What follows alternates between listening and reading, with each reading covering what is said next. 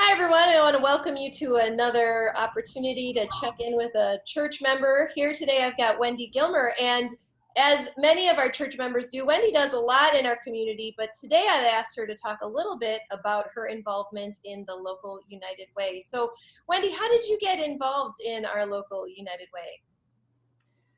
Well, I've known about it for a while. Frankly, one day I was walking through Coburn's and Joe Tipkett asked me if I wanted to join the board. So that was kind of nice. But it was one of those organizations that I think my dad, Steve, had been one of the founders of the group here in town. And so I knew the brand, in different things. So I knew they did good things. And then I looked into it more and even went to one of their annual conventions about things. And what kind of drew me to it is they look at systemic issues like housing and equality and things like that. So it's not just serving one particular need at that moment. They really kind of look at figuring out ways to improve things as a whole. And even pre-COVID, it seemed to me that there's a lot of that's still needed. And then COVID hit, and it was just a unique opportunity to be involved in something that really could impact crisis needs and, have conversations about what do we need to do to improve the situation for a lot of people. So it allowed me to kind of think about those ideas and find ways that we could make impacts locally. So you had mentioned that you were already serving on the United Way before COVID hit. And then, of course, when COVID became a big pandemic, the United Way made a pretty quick pivot to be positioned to respond to local needs. What was that like? It was pretty amazing. I would just happen to be on another call where somebody brought up the idea that, oh my gosh, COVID's happening. What is our town doing? We need to form a nonprofit that's going to raise funds for this. And I was like, wait a minute, we've got United Way. We can do that. And United Way, that was something that they had done. Other United Ways, usually ones that were a lot bigger than ours, had created a COVID fund. And so there really was no reason that we couldn't. So we used a lot of the resources that some of the larger United Ways had, and we put together a COVID fund. So that was a fairly straightforward process, but then we needed to, update our website. There were just a lot of things that we needed to do and find partners, like determine what are the crisis needs.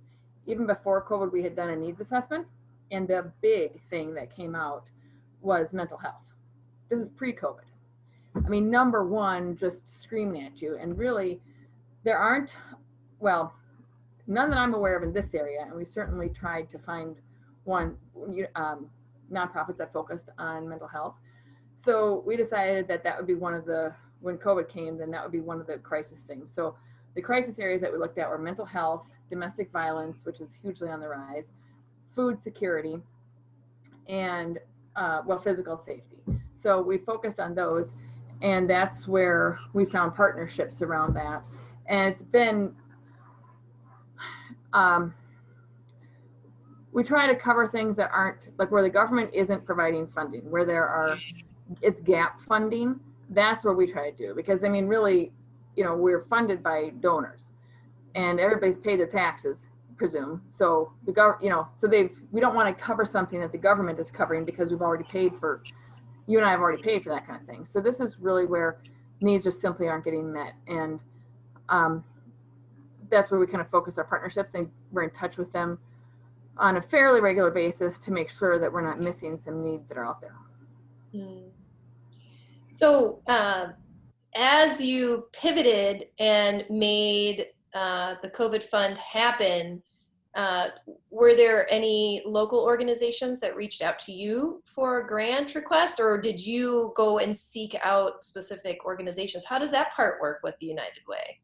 Well, yeah, when we were going to put together the COVID fund, it was like, okay, where are the crisis needs and who is servicing those needs? And so then we identified partnerships because we wanted to be able to put the money to work pretty quickly and be sure that we're hitting those, where there were needs we could make it. So Love Inc., of course, is a very good partner, and they do a lot of projects. Rivers of Hope, that's a domestic violence shelter. We could not find one specific group that just does mental health. So that's wrapped into things that like Wright County Community Action does. And yes, Love Inc. does some of that in different ways, and Rivers of Hope does it in different ways. So that's kind of how we've tapped into that. And then just working directly with schools to try to find out what some of their needs are. And we work with Food Shelf. Delano is our primary focus because that's where traditionally a lot of our giving has been and our funding requests come from. But actually our whole trade area or our service area is from Loretto. So Loretto on Highway 12, Loretto, Delano, Montrose, Waverly, and Howard Lake, which is perfect because that's also what Love Inc. services. And then we also go up to Rockford and down to Watertown Mayor. So we thought this was a good time to see what try to meet broader needs. And I have to say, it's been a bit of an eye opener because when you go into those communities and you try to match up the needs, you end up talking to a lot of churches. I mean, it's amazing. I mean, we all know how much our church does, but as you go further out, I see it more and more. I mean, a church is integral to just meeting the needs of a community, and also school social workers. And then you have to get lucky with who you find that's kind of, doing things in those communities that are providing resources. And frankly, it's kind of sad to me. I mean, I'm really thankful for what we do, but when we talk about the things that our church does, and Delano is a small town, and then it kind of gets smaller for a while too. It is so important what the church's involvement are. And when you can partner too with a nonprofit that, we don't do it, well, we do a few activities, but that's not really how we get our funding. Our funding just simply comes from donations. And then with the COVID fund, 100% of it goes into the communities.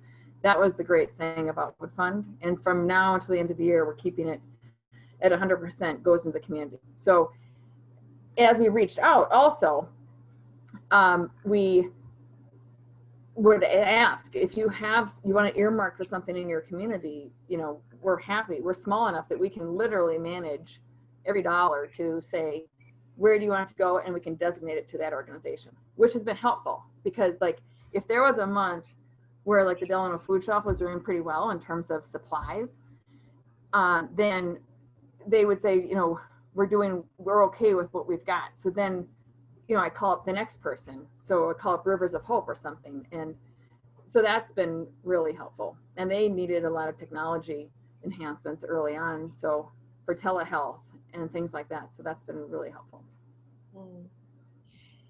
So is this COVID fund still open? And what do you see as the needs moving forward for the United Way? It's still open. We're kind of looking at the end of the year. I mean, maybe that's just hopeful that we're going to be done, but frankly, there's so much COVID fatigue that I feel like continuing to call it a COVID relief and recovery fund is just, people want something different. So I think by the end of the year, we'll call it good. We are going to hold on to some of those funds though. We do not need to spend them by the end of the year. And there are a lot of grant funding that has gone out that it does have to be spent by the end of the year. So a lot of people are concerned that once that's spent, what happens next year? So we are going to have some, money on hand. We're not trying to give it out all by the end of the year, and then have that available next year for crisis needs that come up. And then our language is going to be more just about recovery and supporting those efforts. And hopefully that is where the world will be at that time. What you mentioned being prompted into serving on the board because someone asked you, which of course is one of the best ways. That is why I'm a pastor. Someone asked me to work on their staff. So, that personal invite stuff is the most potent thing. Jesus called his disciples, personally. I guess, yeah. But But what has it meant to you in serving in the United Way? How has that impacted your faith life, or vice versa? Or how has your faith informed your work in the United Way? Either way. Well, I have to say, sometimes when I'm watching your Sunday morning service and you talk about God, you know, you need to share your gifts in some way, and kind of sometimes things just happen for whatever reason. I feel like that has happened a few times in this. So, for example, because I'm intentionally trying to be more involved, I get a lot of emails from other United Ways around us. There are a lot of resources that are being shared. And there was one for somebody had to cancel, and so we had the opportunity to get a truckload of 1,000 boxes of perishable food, which it sounds like a lot, but I wasn't in the, you know, not being in the food industry, I don't realize exactly how much food that is, but it's a lot. And so I asked our boss, like, hey, this is an opportunity. And they're like, Wendy, that is a lot of food. And, you know, if you don't get rid of it, it's going to rot. And, you know, where are you going to put it? There's not a lot of extra refrigeration space around. So I really kind of wasn't sure if I should do it. And then I was connected to Wright County Community Action. Well, actually, they were a partner, so I've been a partner with them, and I just kind of called them up. I said, well, what do you think about this? And they're, well, here's a woman who does a lot of the Nourishing Hope food drives. Just give her a call. I call her up. She's not even in the state right now. And she's like, oh, yeah, that's a good idea. Here, I can help you organize some of the volunteers. And like, she was so positive. And everybody else was like, oh, geez, that's a lot of food. I don't know how you're going to get rid of that, you know? And so I thought, well, I mean, really, there was some prayer involved, because I was thinking, boy, what if we don't? I mean, the worst thing you can have is like boxes of rotting food, and you're trying to tell everybody there's this food shortage, you know? So then I said, okay, well, I'll think about it. And I did pray about it. And the next day I called her up and I was like, oh, do you have any other thoughts? She's like, oh, I thought you decided to do that. I already told some people to get going. And I was like, well, I guess we're doing it then. And so, and then I tell you one thing that I do like my spreadsheets. So I spreadsheeted out the whole thing. Like, oh man, it was actually quite fun. That kept me up. I was enjoying that. And so then we made it happen. And like everything fell into place. The city workers from Delano helped. I got volunteers. Oh my gosh, a person that literally the day before, the day of, I think it was the day of, they got exposed to, they told me they were exposed to COVID, so I couldn't do it. So I called you up and I said, I'm short a volunteer in Loretto. You tipped me off to Greg Booth. Greg Booth was there. I mean, I couldn't believe it. Everything just went as it needed to go, you know. And I mean, we serviced, there was Loretto, Delano, and they hadn't had food drops in a long time. And where we had done it in Delano hadn't.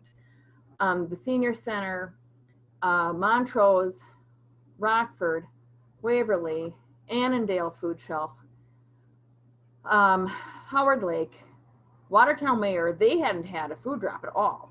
I mean, places that hadn't had it. And during this is when I realized, like, who do you connect to in these areas? And it's the churches who are there. And then you think, my gosh, I mean, we know how, again, how our church works. That is how they got food, other than the food shelves, which again is staffed by volunteers. And our church does so much for the food shelf in Delano. So anyway, it was just one of those eye-opening things. I thought, my gosh, I am in the right place. This is where I'm supposed to be right now, you know, and can't tell you exactly why or how it kind of meandered that way. But at that moment in time, I felt like this is, you know, what I'm supposed to be doing. Might not be what I'm supposed to be doing tomorrow, but, you know, but at that time.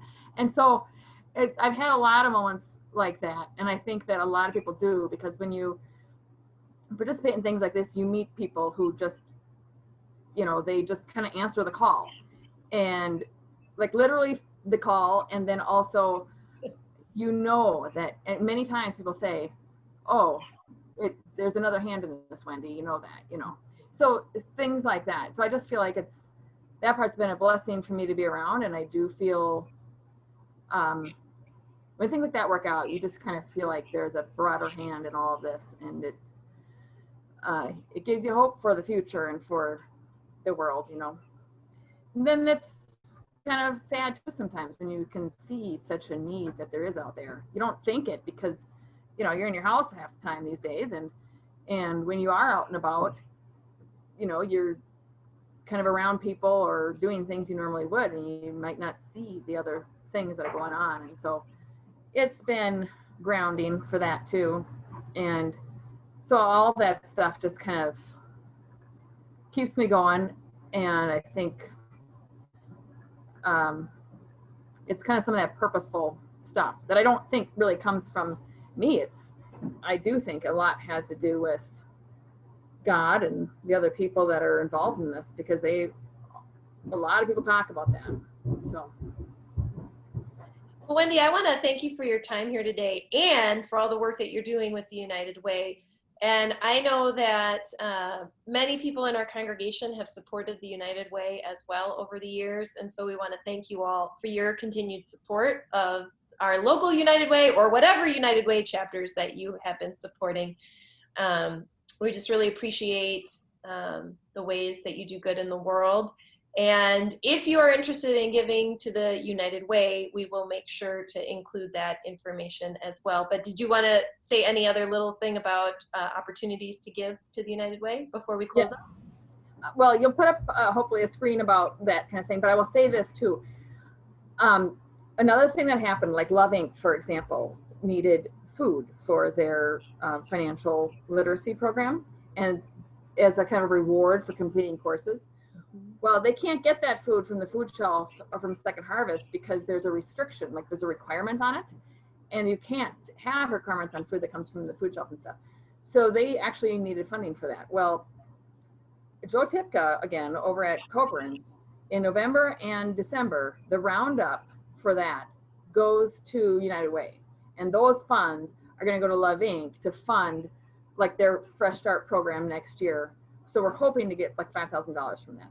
So that's a need, and that's an easy thing that you can do. And if you have a particular organization that you want to designate it for, go ahead and do that, you know, in like your memo for your check or when you go online.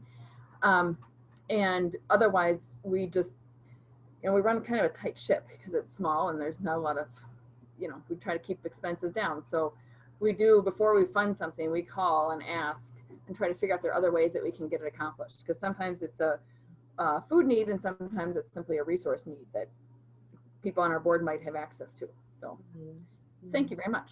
Yeah.